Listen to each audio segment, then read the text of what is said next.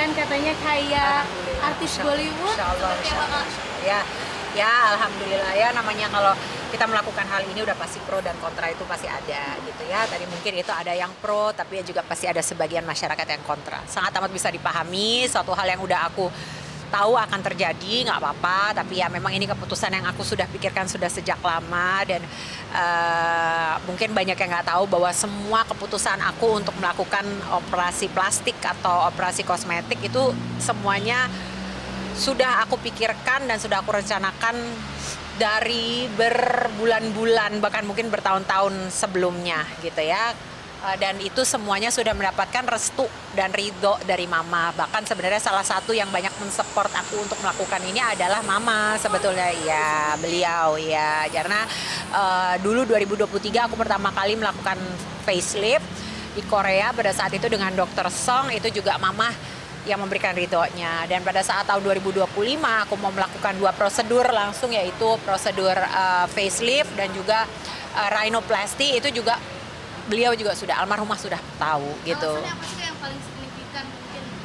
Ya, jadi kalau dulu mama tuh selalu bilang, karena dulu aku selalu ketakutan, selalu nggak mau karena takut ya, karena sangat amat takut dengan segala Tindakan operasi? iya, udah gitu, takut gitu. Tapi mama selalu bilang dulu bahwa kamu ini bekerja di dunia entertainment dan ini masih menjadi sumber mata pencarian kamu yang utama gitu. Jadi memang kita yang berada di dunia entertainment ini ya mau nggak mau, suka nggak suka, memang ada banyak PR-PR yang harus dilakukan gitu. Apalagi mungkin buat aku yang ya aku tahun ini 47 tahun ya, 47 tahun itu untuk bisa tetap survive di dunia entertainment tuh nggak mudah gitu. Tapi banyak tantangannya, banyak PR-nya, dan ini adalah salah satu hal yang aku lakukan sebagai ikhtiarku untuk tetap bisa bertahan di dunia entertainment. Jadi pada saat aku ketemu dengan dokterku di Bangkok, dokter Kosit ya namanya, itu aku sampaikan apa yang menjadi concern aku, kenapa aku kepengen melakukan rhinoplasty. Yang aku sampaikan kepada beliau adalah gini, dokter, saya bilang, saya melakukan ini adalah untuk pekerjaan saya. Saya ini bekerja di dunia entertainment, dan saya ini orang yang bekerja banyak di layar kaca gitu. Saya banyak dilihat orang di TV, di kamera, di foto. Jadi saya minta tolong, dokter, saya kepengen tindakan ini bukan hanya nanti akan menjadi lebih ideal dan serasi untuk dilihat langsung, tapi yang penting itu adalah dia ideal dan serasi dilihat di kamera gitu. Sehingga aku nunjukin pada saat itu kepada beliau rekaman-rekaman YouTube pada saat aku lagi live di beberapa acara TV gitu, untuk menunjukkan kepada beliau seperti ini loh wajah aku saat di kamera gitu. Dan ya dari situ beliau mengerti dan beliau paham gitu. Jadi memang sudah itu yang menjadi niat awal aku gitu. Nah, seperti apa sih Kak Dendra? Emang Lihat dong Mas, boleh nggak? nah ada rasa ini. Oh ya udah, aman. Kalau kemarin mungkin ini aku ada kurang percaya diri di bagian sini gitu. Ada nggak sih? Enggak. Memang cuma merasanya, pokoknya aku bebaskan kepada saat itu kepada beliau, kepada dokter Kosit. Aku bilang, tentunya lah aku ada referensi, aku bawa banyak. Dan kebetulan referensi yang aku bawa semuanya adalah karya-karya hasil surgery beliau, hasil prosedur yang beliau lakukan gitu.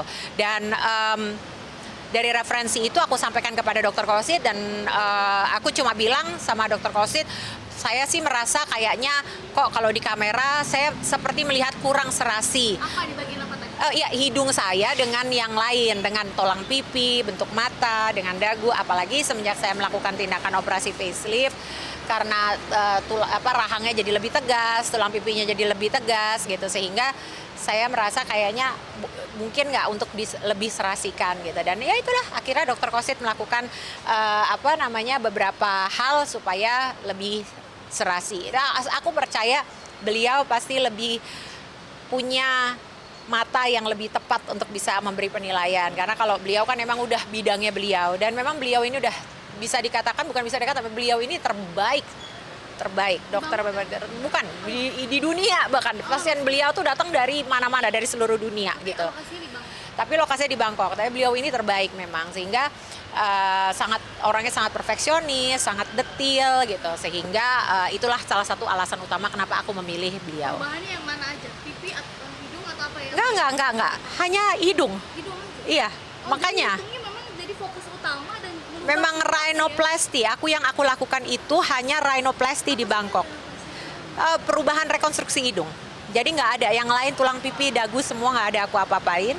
Memang rhinoplasty. Tapi itulah memang yang namanya rhinoplasty itu atau merubah hidung, karena hidung ini letaknya di tengah wajah, maka dia akan bisa merubah drastis keseluruhan wajah.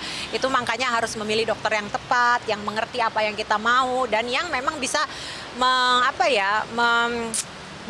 memberikan dan memilihkan dan merekomendasikan yang terbaik gitu. puasa dengan hasilnya saat ini. Alhamdulillah. Terus mungkin seperti apa Kak Denandi juga melihat hasilnya seperti ini kayak bintang Bollywood, ngerasa nggak sih? Iya, kok beda. Iya, ada yang bilang kayak Bollywood, ada yang bilang kayak Arab, ada yang bilang ada Latin gitu. Yang banyak bilang seperti biasanya tiga itu yang selalu dibilang, kalau nggak Arab, Bollywood, dibilangnya Latin. Ya udah, alhamdulillah gitu. Tapi sekali lagi balik lagi gitu, aku juga tahu bahwa di samping yang pro juga ada yang kontra gitu. Jadi semua itu memang adalah bagian yang tidak bisa terpisahkan, yang sudah aku tahu bahwa akan terjadi gitu. Dan ya udahlah, memang ini sudah keputusan yang sudah aku pikirkan masak-masak. Sudah aku persiapkan sudah berbulan-bulan namanya. Jadi ya Luar biasa.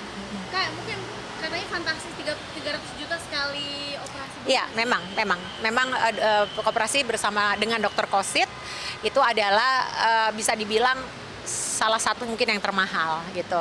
Makanya tadi aku bilang juga bahwa itulah yang membuktikan bahwa aku itu tidak merencanakan ini secara tiba-tiba gitu. Ini sudah aku pikirkan matang-matang, masak-masak.